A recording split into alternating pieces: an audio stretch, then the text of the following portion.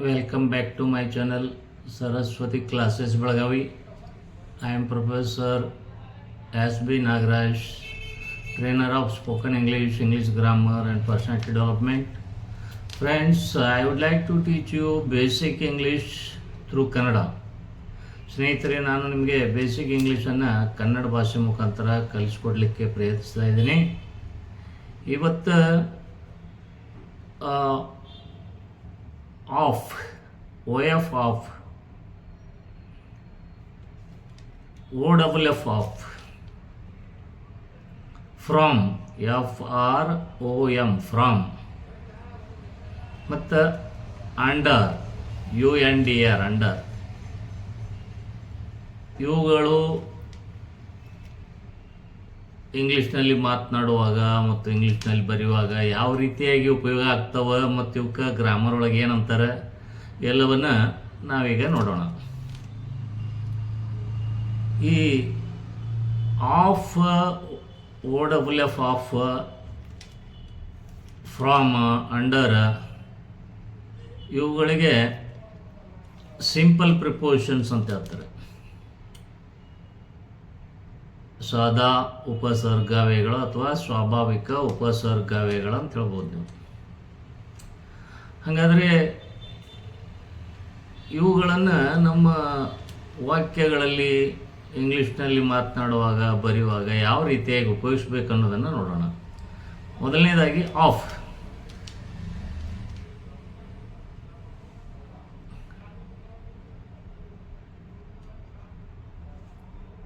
ಈ ಸಹಿ ನನ್ನ ತಂದೆಯವರದ್ದು ಇರುತ್ತದೆ. ಈ ಸಹಿ ನನ್ನ ತಂದೆಯವರದ್ದು ಇರುತ್ತದೆ. This is the signature of my father. ಈ ಕಾರು ನನ್ನ ಅಂಕಲ್ನದ್ದು ಇರುತ್ತದೆ. ಈ ಕಾರು ನನ್ನ ಅಂಕಲ್ ಅನ್ನೋದು ಇರುತ್ತದೆ. This is the car of my uncle.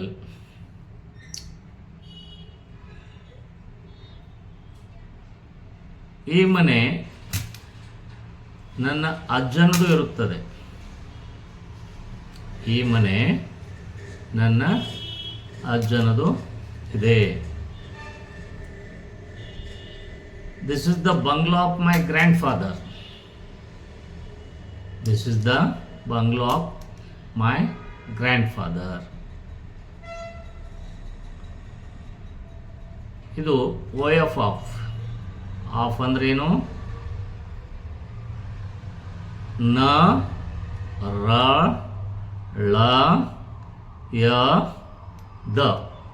ನ ಅಂದ್ರೆ ಅವನ, ಳ ಅಂದ್ರೆ ಅವಳ, ರ ಅಂದ್ರೆ ಅವರ. ಈ ರೀತಿಯಾಗಿ ಅ ನ ರ ಳ ಯ ದ ಇಂಥಲ್ಲಿ ಈ ಆಫ್ OF ಆಫನ್ನು ಉಪಯೋಗಿಸ್ಬೇಕು ಸ್ನೇಹಿತರೆ.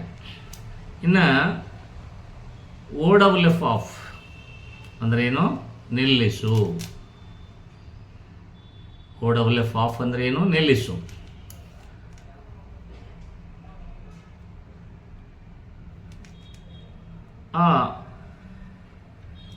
ಆ ಲೈಟನ್ನು ನಿಲ್ಲಿಸು ಅಂದರೆ ಬಂದ್ ಮಾಡು.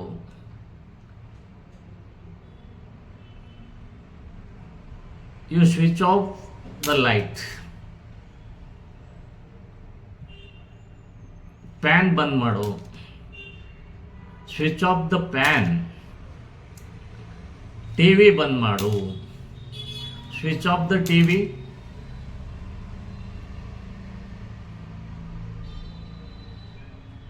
ಆ ಕೆಲಸವನ್ನು ಮುಗಿಸ್ಬಿಡು.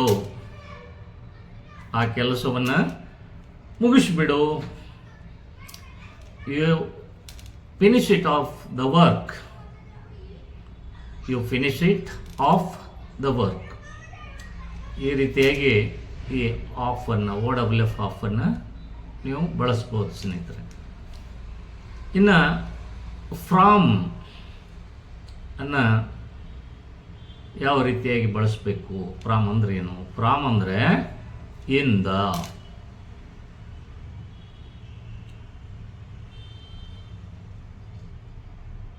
ನಾನು ಬೆಳಗಾವಿಯವನು. I am from Belagavi. ಅವಳು ದಿಲ್ಲಿಯವಳು. She is from Delhi. ಇವನು ಬೆಂಗಳೂರಿನವನು. He is from Bangalore. ನಾಳೆಯಿಂದ 8 ದಿನಗಳವರೆಗೆ ಇವನು ಊರಿನಲ್ಲಿಲ್ಲ. ನಾಳೆಯಿಂದ 8 ದಿನಗಳವರೆಗೆ ಇವನು ಊರಿನಲ್ಲಿಲ್ಲ, ಅಥವಾ ಇವನು ನಾಳೆಯಿಂದ 8 ದಿನಗಳವರೆಗೆ ಊರಿನಲ್ಲಿಲ್ಲ. He is out of station. He is out of station for 8 days from tomorrow. He is out of station for 8 days from tomorrow.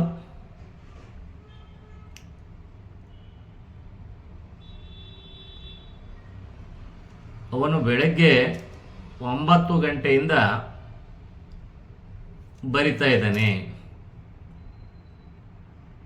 ಅವನು ಬೆಳಗ್ಗೆ 9 ಗಂಟೆಯಿಂದ ಬರಿತಾ ಕೂತಿದ್ದಾನೆ. He is writing from 9 a.m. today. He is writing from 9 a.m. today. ಈ ರೀತಿಯಾಗಿ from ಅನ್ನು ನೀವು ನಿಮ್ಮ ಮಾತಿನಲ್ಲಿ ಮತ್ತು ಬರವಣಿಗೆಯಲ್ಲಿ ಉಪಯೋಗಿಸ್ಬೋದು. ಇನ್ನು ಅಂಡರ್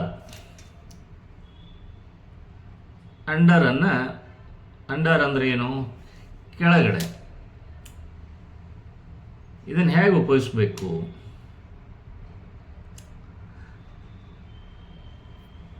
ಟ್ರೈನು ಬ್ರಿಡ್ಜ್ ಕೆಳಗಡೆಯಿಂದ ಹೋಗ್ತಾ ಇದೆ.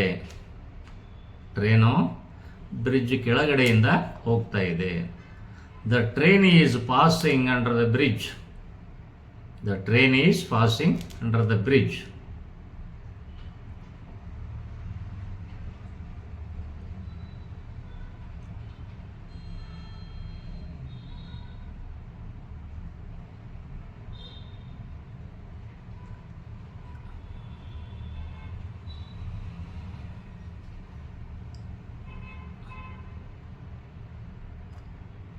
The saint is sitting under the tree.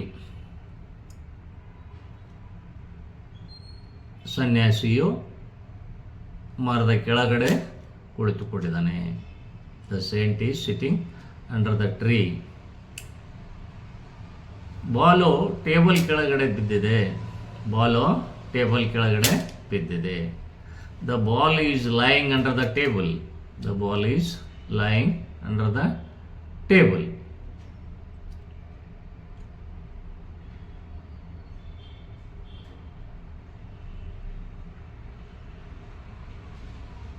ನೀನು ಅವನನ್ನು ತಪ್ಪಾಗಿ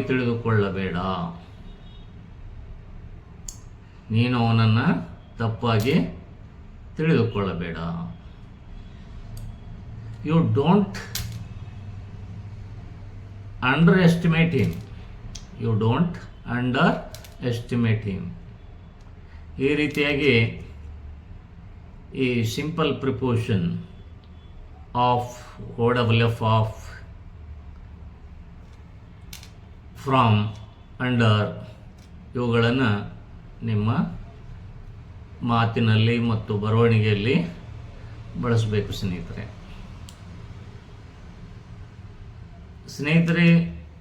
ಈ ವಿಡಿಯೋ ನಿಮಗೆ ಇಷ್ಟ ಆಗಿದ್ದರೆ ಲೈಕ್ ಮಾಡಿ, ಶೇರ್ ಮಾಡಿ, ಮತ್ತು ಇನ್ನೂ ಇಲ್ಲಿವರೆಗೆ ನಮ್ಮ ಚಾನಲ್ಗೆ ಯಾರು ಸಬ್ಸ್ಕ್ರೈಬ್ ಆಗಿಲ್ಲ ಅವರು ಸಬ್ಸ್ಕ್ರೈಬ್ ಮಾಡಿಕೊಳ್ಳಿ. ಪಕ್ಕದಲ್ಲಿರುವಂಥ ಬೆಲ್ ಐಕಾನನ್ನು ಕ್ಲಿಕ್ ಮಾಡಲಿಕ್ಕೆ ಮರಿಬೇಡಿ. ನಿಮ್ಮ ಸಪೋರ್ಟು ನಮಗೆ ಬೇಕು. ನಿಮ್ಮ ಸಪೋರ್ಟ್ ಇಲ್ಲದೆ ನಾವು ಮುಂದುವರಲಿಕ್ಕಾಗೋದಿಲ್ಲ. ಅದೇ ರೀತಿಯಾಗಿ ನಾನು ಇಂಗ್ಲೀಷ್ ಕಲಿಯಲು ಬರೆದಿರುವಂಥ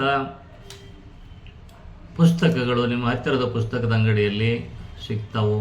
ಅವುಗಳನ್ನು ಖರೀದಿಸಿ ನೀವು ಇಂಗ್ಲೀಷನ್ನು ಕಲಿತ್ಕೋಬೋದು. ಅಥವಾ ನಾವು ನಡೆಸುವ ಲೈವ್ ಆನ್ಲೈನ್ ಸ್ಪೋಕನ್ ಇಂಗ್ಲೀಷ್ ಕ್ಲಾಸನ್ನು ಕೂಡ ನೀವು ಜಾಯಿನ್ ಮಾಡ್ಬೋದು.